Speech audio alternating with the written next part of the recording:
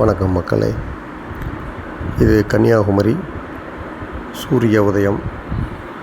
கடல் அலைகள்லாம் எவ்வளோ அமைதியாக இருக்குது பாருங்கள். மேகம் தெளிவாக இருக்குது.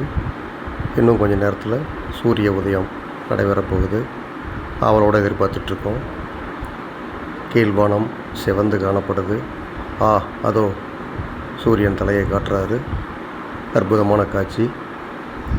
மெதுவாக மேலே வந்துக்கிட்டு இருக்கு. நம்மளால் பார்க்க முடியுது.